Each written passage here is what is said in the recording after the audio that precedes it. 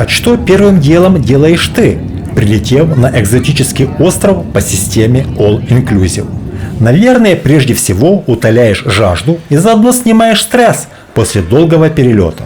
Потом ешь, много ешь, ведь все включено. Позже, скорее всего, купаешься и загораешь возле отельного бассейна, одновременно опустошая запасы ближайшего снэк-бара. И так пару дней подряд. Наконец, в один прекрасный день тебя позовет труба. Нет, не такая. Вот такая.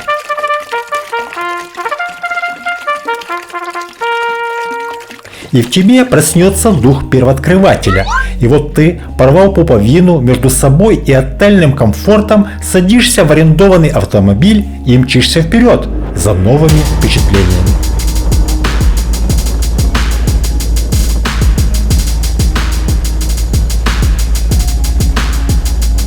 Итак, мы находимся в главном городе Тенерифе, Санта-Крусе-де-Тенерифе. Здесь мы наблюдаем довольно странную площадь Испании. Пожалуй, впервые в своей практике мы не можем прогуляться по главной площади города, привычно разогнав голубей. Вместо скамеек и плитки мы наблюдаем самое настоящее озеро из морской воды, бьющее из фонтана по центру площади. Доминирующим элементом площади является памятник павшим во время гражданской войны 1936-1939 годов солдатам армии генерала Франко. Сегодня монумент вызывает споры. Для одних это элемент исторической памяти, для других – напоминание о мрачной эпохе гражданской войны и довольно неоднозначной фигуре генерала Франко. Движемся вглубь города в сторону парка Гарсия-Санабрия.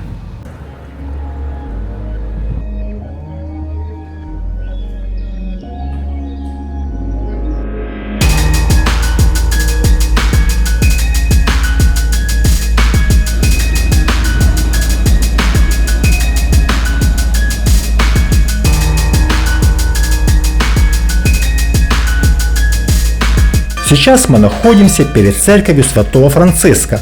Эта церковь изначально была францисканским монастырем, а сейчас является второй по значимости церковью города после церкви непорочного зачатия.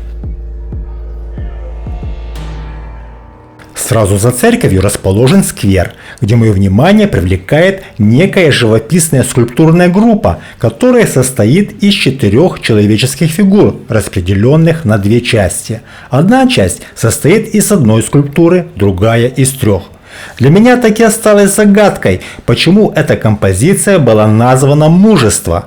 Для меня это скорее неуверенность или даже растерянность. Но не будем спорить с автором, у каждого свое мужество. Также в сквере мы можем увидеть бронзовую скульптуру в память о Энрике Гонсалесе Бетанкуре, который считается основателем Мургас Канарских островов. Что такое Мургас, спросите меня вы? Представьте себе хор клоунов в ярких костюмах, поющих сатиру о политике. Вот такое кабаре местного разлива. Подходим к парку Гарсия-Санабрия. У входа наблюдаем необычные цветочные часы. Сверка с мировым временем показала, что точность этих часов не швейцарская, но цветочная эстетика с лихвой компенсирует эту маленькую погрешность.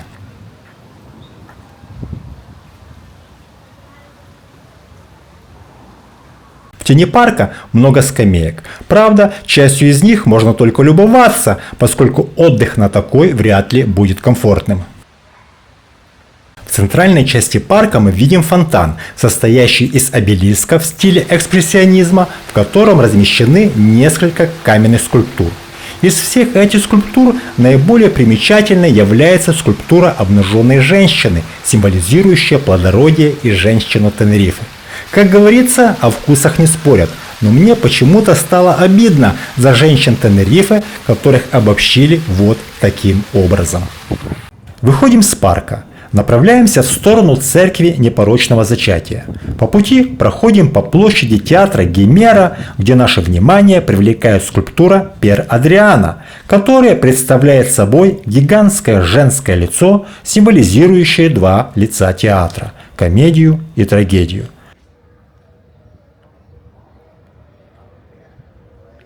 Подходим к церкви непорочного зачатия, которая встречает нас перезвоном колоколов. Примечательно, что эта церковь является одной из старейших на Канарских островах и была построена в начале XVI века.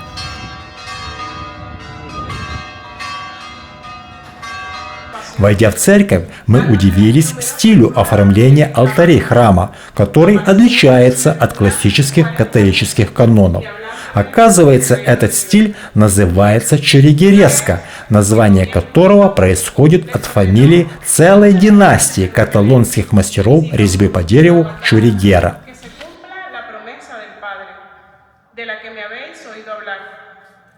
Второе удивление постигло нас, когда мы увидели и, главное, услышали стиль мессы, которая проходила в храме. Не уверен, но возможно мы стали свидетелями церковной службы в стиле госпел, как жанра духовной христианской музыки, особенно развитой в США.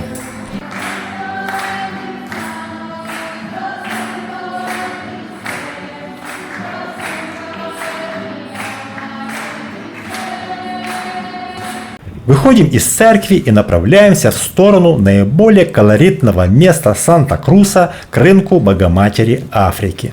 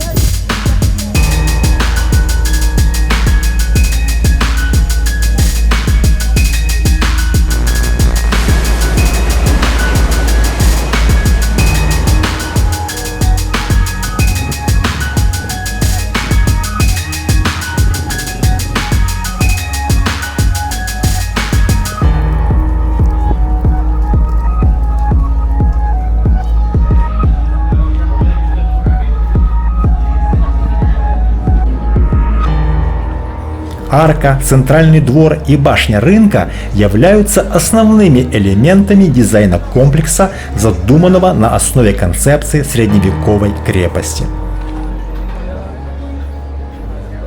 Первое, что нас поразило на рынке, это исключительная чистота и порядок.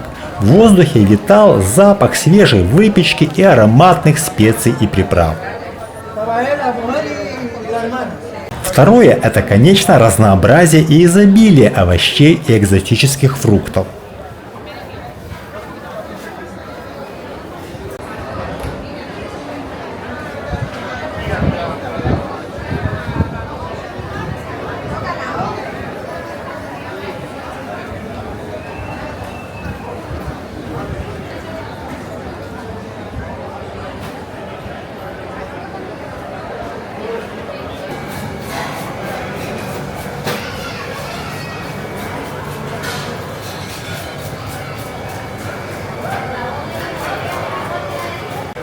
Очутившись в рыбном отделе, мы почувствовали себя словно в океанариуме. Действительно, такого разнообразия свежих морепродуктов не увидишь ни в одном европейском супермаркете. Правда, цены на все это великолепие были просто заоблачными. Например, тигровых креветок здесь предлагают за 45 евро за килограмм. Странно, но в Польше в Ашане тигровые креветки можно купить за 75 злотых за килограмм, что в пересчете равно 17 евро. Да, возможно, здесь креветки больше, но вкус-то одинаковый. Устрицы 3,60 за штуку, без комментариев. Последним нашим объектом в Санта-Крусе является Аудиторио де Тенерифе. Это одно из самых известных и узнаваемых зданий в Испании и одна из главных достопримечательностей Канарских островов.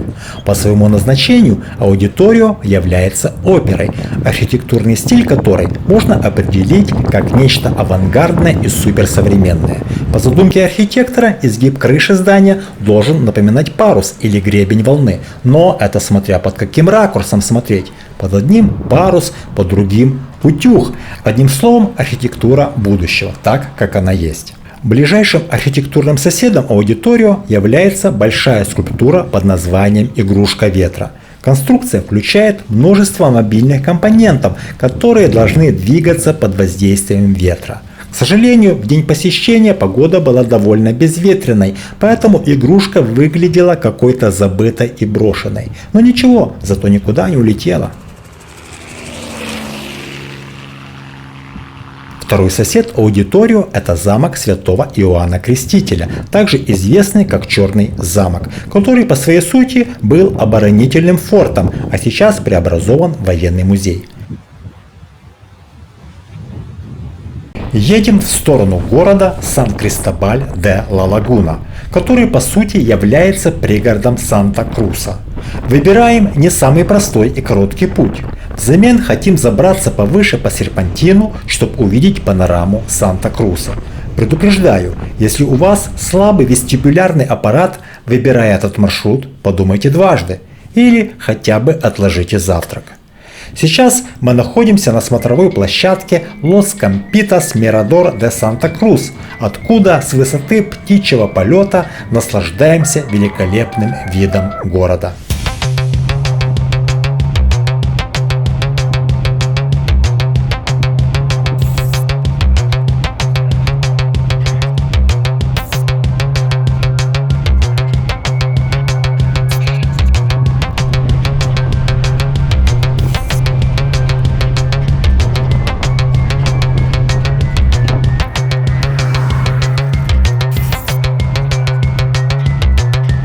Итак, мы находимся в городе Сан-Кристобаль-де-ла-Лагуна, который считается культурной столицей Канарских островов.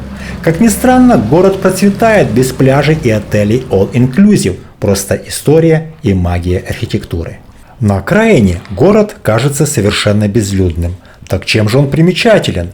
Примечателен он тем, что Ла-Лагуна была основана в 15 веке, и с тех пор в городе в практически первозданном виде сохранились планировка и оригинальные здания. Здесь практически каждый дом имеет свое название и многовековую историю.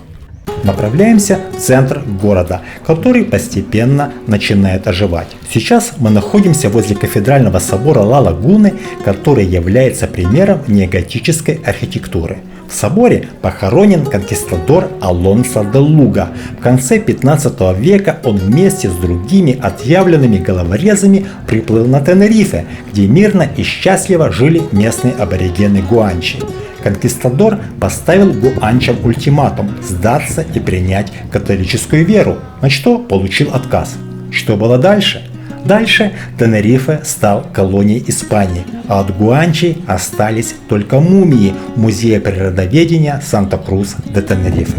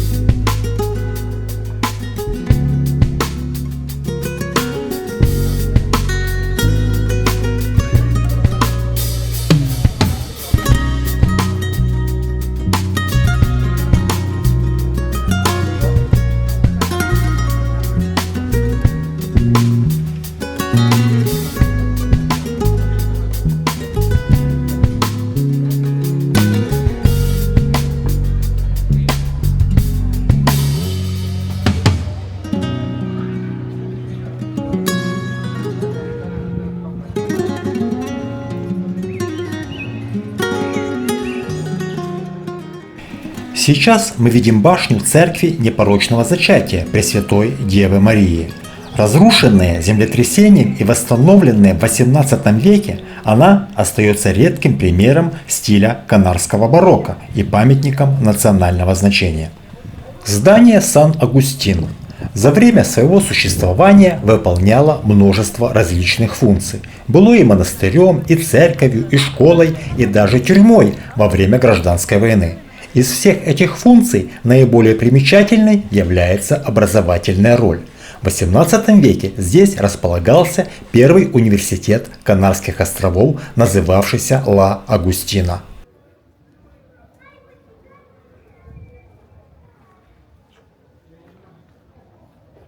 Церковь госпиталя Скорбящей Богоматери. Это здание объединяло и церковь, и госпиталь, который свою максимальную нагрузку получил в 1582 году, когда в городе вспыхнула эпидемия бубонной чумы. А этот величественный фасад принадлежит дому, который когда-то был построен для графа Кристобаля Салазара. Позже в здании находилась епархия острова. Дом является одним из самых выдающихся примеров архитектуры архипелага, выполненный в стиле канарского барокко. Я вам скажу больше. Если бы в Instagram существовал хэштег «Канарский барокко», этот дом без сомнения был бы на заставке.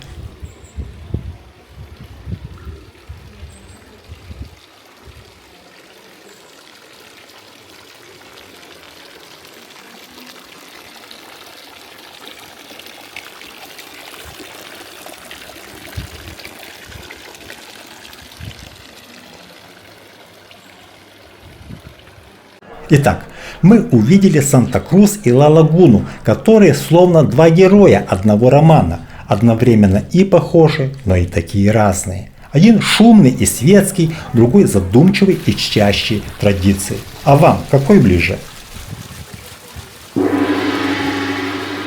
Возвращаемся в отель. Едим, пьем, купаемся в океане, изучаем местную фауну, дурачимся в бассейне, наслаждаемся отельной культурной программой.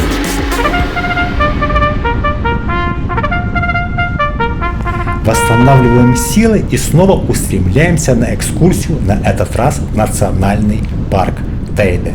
На Канарских островах мы впервые, и именно парк Тейде стал решающим фактором выбора конкретного острова архипелага, на который мы прилетели. Проезжаем мимо скалы, причудливая верхушка которой похожа на древнего дракона, который словно прилег на камне погреться на солнце.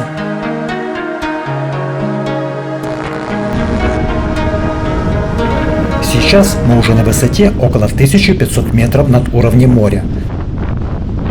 Во время пути к вулкану Тейде встречаются вот такие смотровые площадки, где можно насладиться наиболее живописными видами, которыми изобилует национальный парк.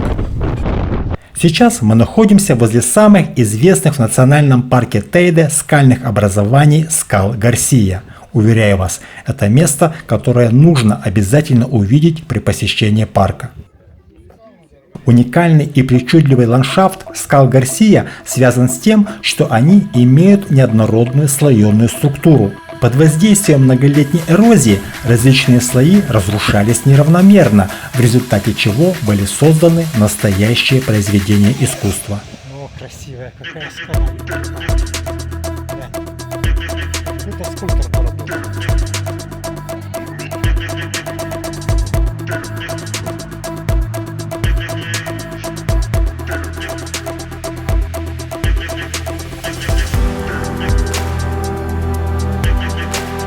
А вот этот ракурс наиболее знаменит. В свое время даже красовался на купюре в 1000 песет.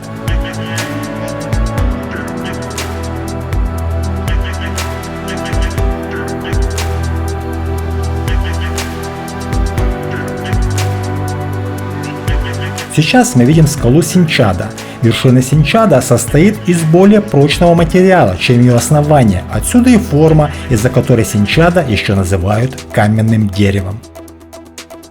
Нет, все-таки с этого ракурса Синчада выглядит наилучше.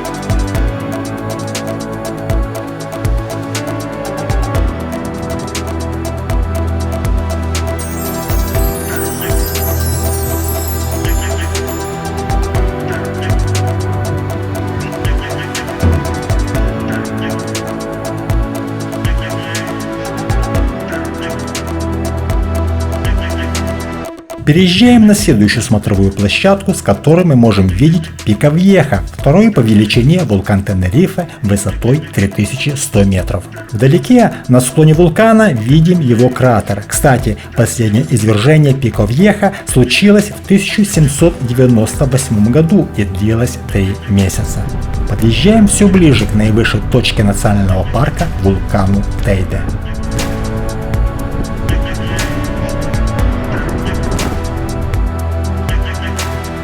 Равнина Уканка. Раскинувшийся перед глазами ландшафт просто завораживает.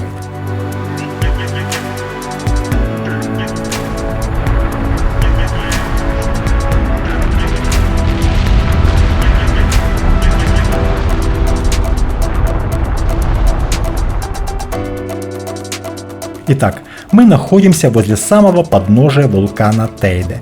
Вдали на склоне видим станцию канатной дороги. В запасе имеем еще около часа, поэтому исследуем близлежащую местность.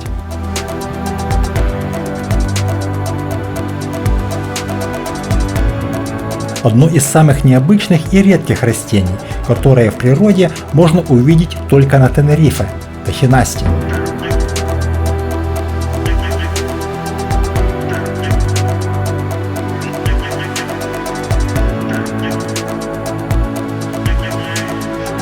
Это красивое растение, похожее на башню из рубиновых цветов, привлекает пчел из-за высокого содержания нектара.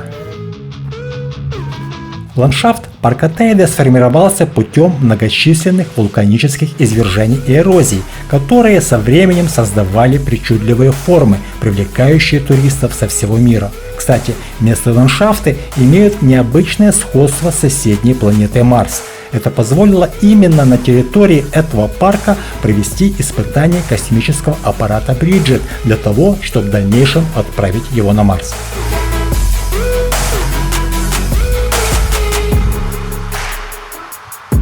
Направляемся к станции фуникулера, чтобы подняться на вершину Тейде. Спуск и подъем на канатной дороге обошелся нам в 42 евро за человека. Билеты на фуникулер можно купить только в интернете, и их нужно резервировать заранее на строго определенное время. Таким образом, если у вас билеты на 9 часов утра, а вы приедете в 10, то вас попросту не допустят. Как говорится, поезд ушел.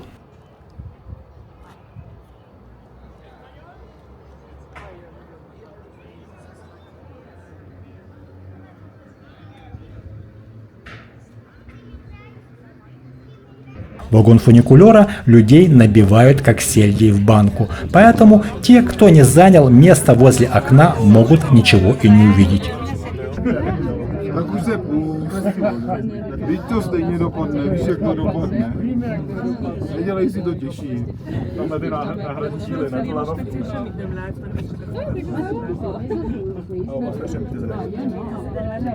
Má to docela to funkční. Taky se to jde.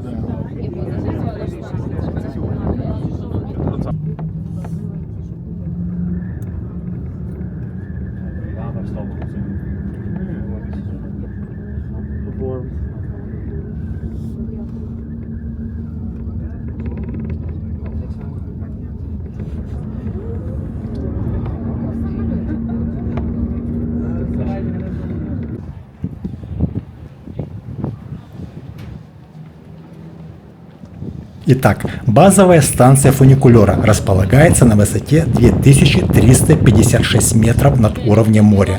Мы сейчас находимся на станции Ла Рамблета на высоте 3555 метров над уровнем моря, а это всего в 163 метров от вершины вулкана. Поднимаясь на вершину, нужно понимать, что температура здесь значительно ниже, чем у подножия. Например, в день нашего прибытия у подножия вулкана температура была плюс 25 градусов. На вершине вулкана около 12 градусов. Таким образом, разница составила более 10 градусов. Начинаем свой маршрут, который возможен только вот по таким специально оборудованным дорожкам. Мы, кстати, впервые находимся на такой высоте и довольно отчетливо ощущаем разреженность воздуха. Ощутимо тяжело дышать, и ритм сердца также далек от обычного. Но сердце стучит, правда? И реально, тяжелее дышать. Но реально тяжелее дышать, чем там. внизу.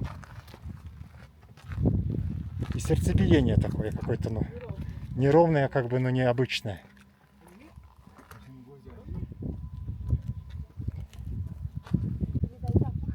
Прям слышно сильный запах серы. О, ну тут вообще неподготовленные туристы впереди. Боже, бабушка, куда ты?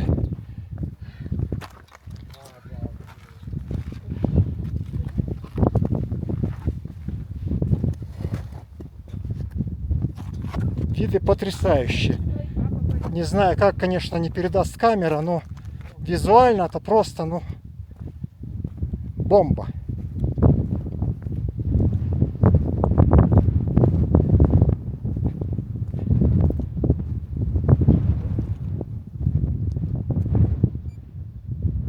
Сейчас мы смотрим на вершину Тейде.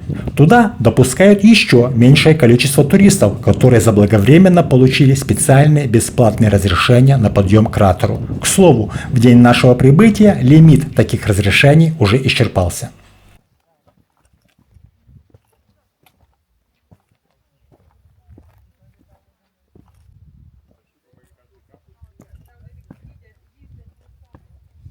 Ну что, витайся на вершине мира? По крайней мере, так выглядит.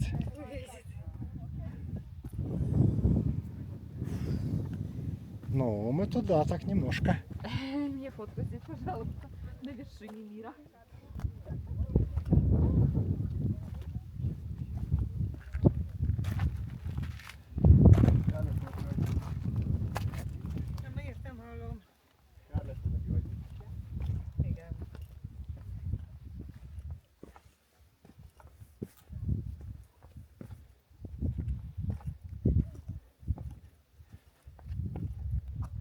Вот она, дальше идет тропа.